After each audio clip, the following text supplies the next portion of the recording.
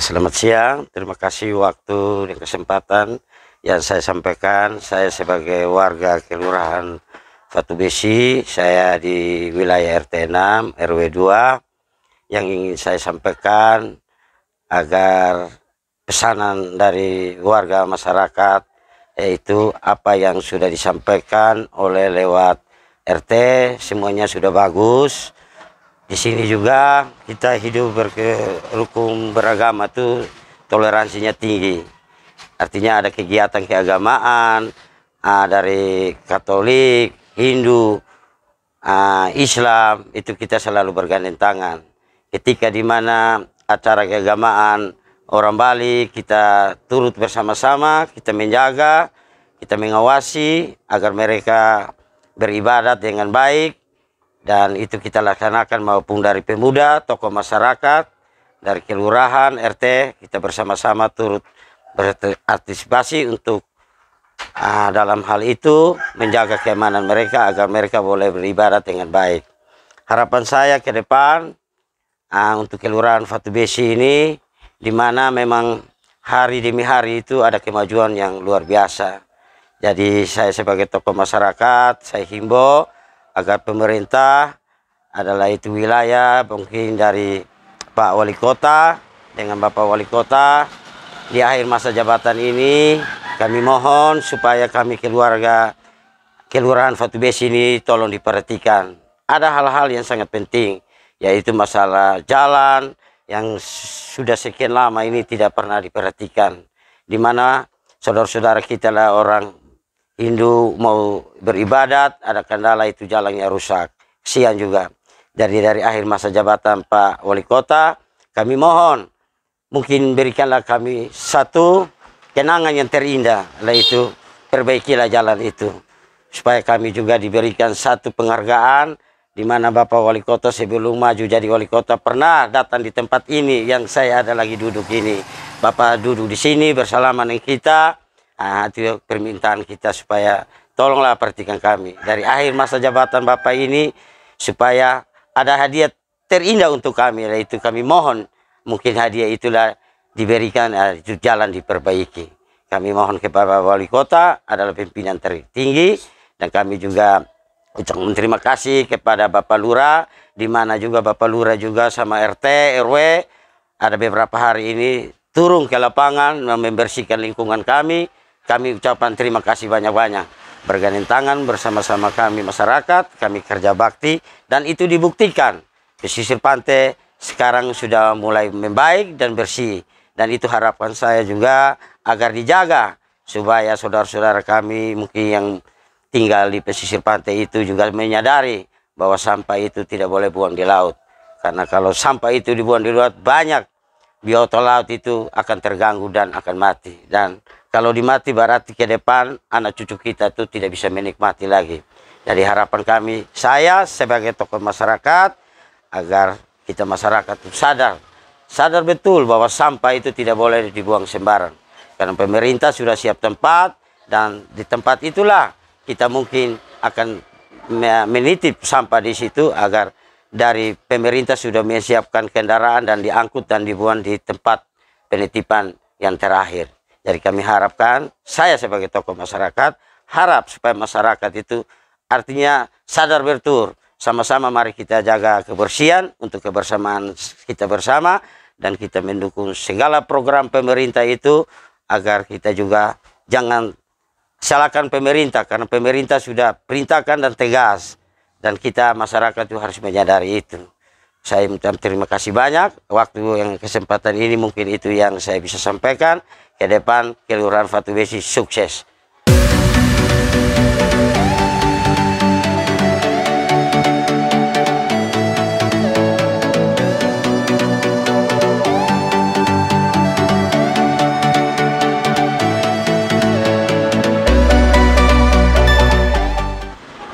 Kalau di sini dulu ada sumur tua, ya ada. Tapi sumur ini, jangan ketemu begini, kita bicara pemilik tanahnya dulu.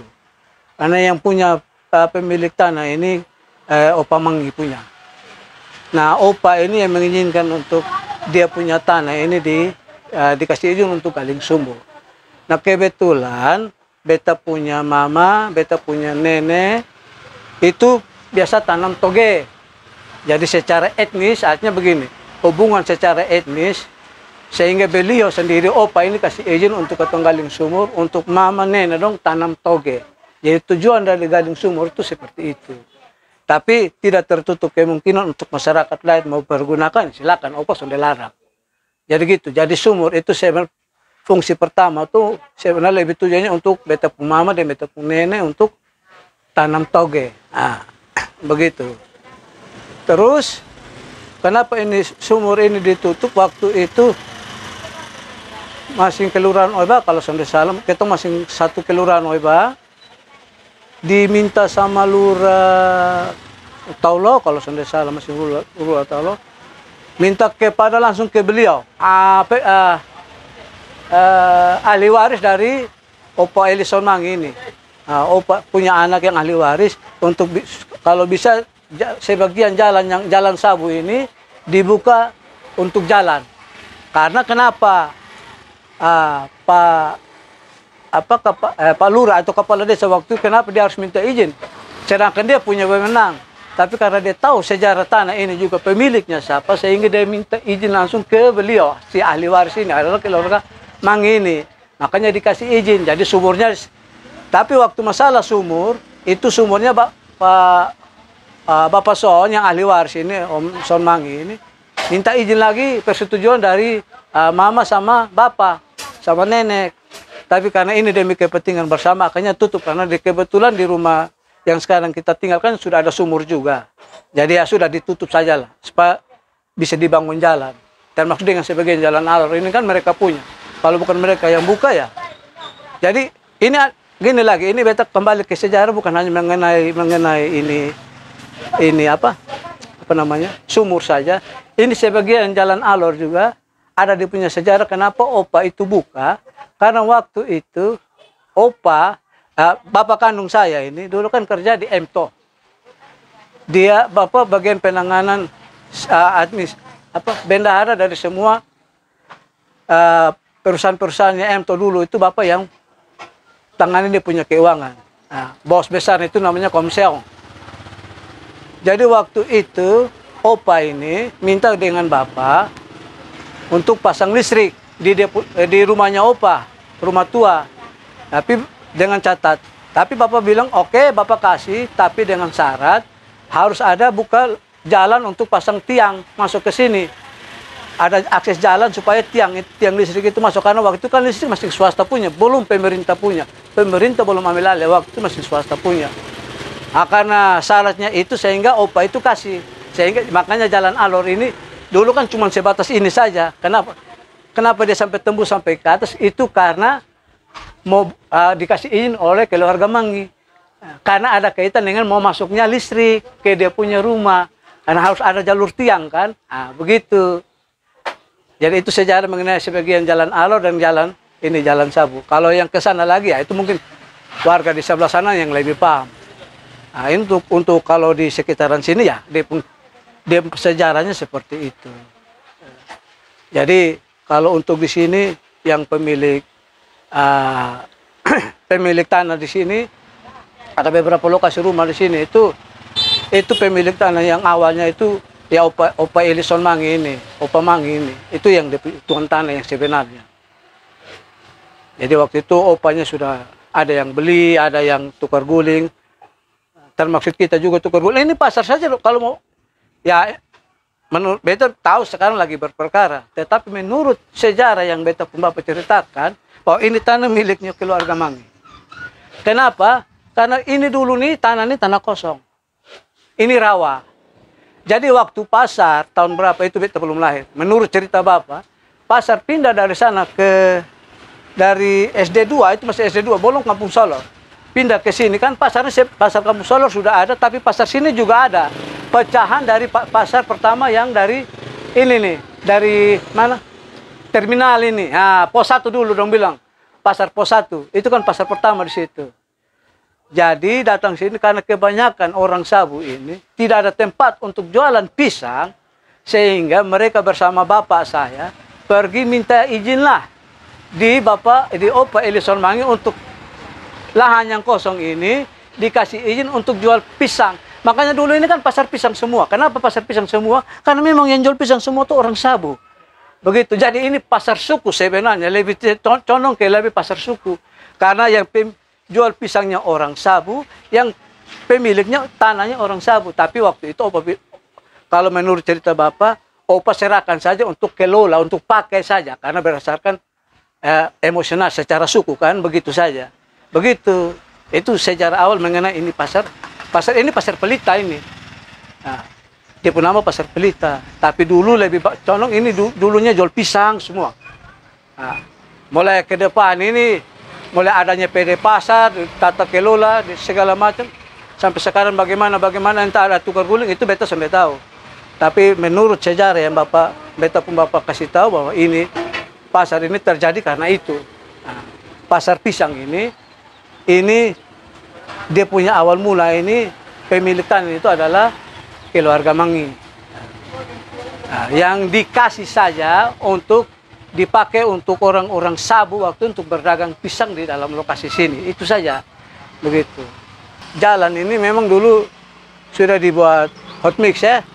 Memang dari CV atau PT yang kerja memang dia pun struktur jalannya bagus. Cuman karena sering terjadi banjir ini sehingga mulai ada kerusakan-kerusakan. Baru-baru ada tanggapan dari Pak Dewan, Pak Jabir Marola. Beliau sempat memberikan material tanah putih untuk untuk sementara kita buat pengerasan dulu.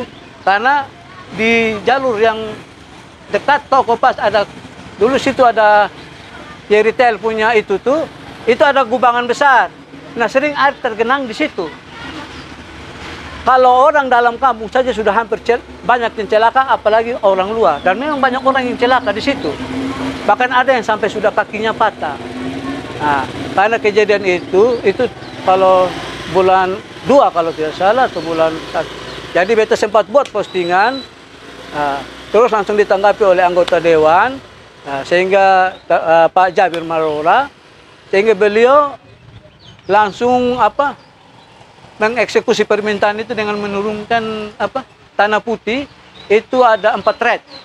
Jadi di sini 5, di sini 4, di sebelah jalan alur itu 1.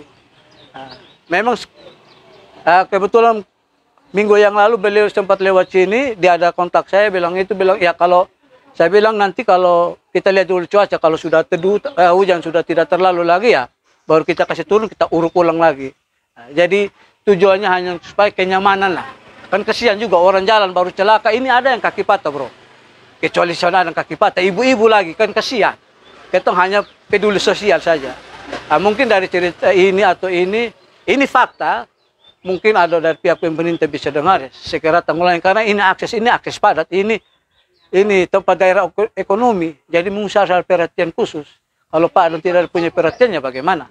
Nah, itu saja. Soal nanti urgennya itu pemerintah yang punya takaran tersendiri. Beta sebagai masyarakat, beta cuma sampaikan saja. Terus satu lagi, di sini rumah padat penduduk. Dulu beta punya mesin pompa air. Beta punya mesin pompa air. Itu dapat bantuan dari P2KP. Dan itu pompa air itu sangat membantu. Artinya begini, di setiap rumah di warga sini, setiap rumah itu ada sumur. Nah, apabila terjadi kebakaran, minimal itu kan emergensi. Ya kan? Kapan kita tunggu pemadam itu datang? Ya minimal pakai itu mesin pompa dulu. Tapi ya sudah berjalan sekian lama waktu, mesin juga ada di pembatas umur, jadi memang rusak. Susah bisa pakai lagi. Jadi itu saja beta ada meminta mesin pompa air yang dia punya daya isapnya lebih besar untuk sifatnya emergensi. Dan itu beta siap pertanggungjawaban karena beta sifatnya untuk ke depan saja, jaga-jaga emergensi saja ya, begitulah. Karena contohnya kalau ada kebakaran di tengah-tengah perkampungan, yang minimal kendaraan contoh yang tanggal bulan 1 tuh. Itu kan sana ada emergensi, padahal sumur situ banyak itu. Rumah-rumah situ pada sumur semua. Tapi karena sana ada emergensi, seperti itu mesin pompa air untuk bantu sedot air dari sumur untuk siram, makanya kan habis semua. Jadi itu harus ada. Emergensi seperti itu harus ada. Minimal ada 2 dipert. Nanti kalau memang pemerintah tanggapi itu, entah nanti dikasih ke RT atau ke siapa, terserah. Nah, nanti biaya operasionalnya kan nanti bisa diatur mungkin dengan RT setempat atau kelurahan setempat, kan semuanya dananya kan pasti ada. Jadi begitu saja, itu sifatnya kepedulian umum. Nah, begitu. Terus mengenai pedagang, sebenarnya begini abang, yang namanya pasar jam-jam tertentu pasti macet. Itu sudah maklum itu. Kita orang sini saja, saya masuk dengan mobil saja. Yang namanya mereka lagi bongkar hasil, kita maklumi namanya sudah jam bongkar hasil. Kalau kita tidak peduli mereka bagaimana? Karena memang sudah jamnya bongkar hasil, kecuali contoh, ini sudah jam jual tukar guling perdagangan, terus ada oto yang masuk bongkar, memang dia salah. Tapi kalau sudah jam bongkar muatnya untuk dia punya bongkar hasil, kita tidak bisa usir mereka, itu mereka punya jam. Terus pagi, jamnya lagi ramai, orang lagi belanja semua, memang padat ya. Paling dia berkisar 2-3 jam sudah, pasar sudah normal kembali.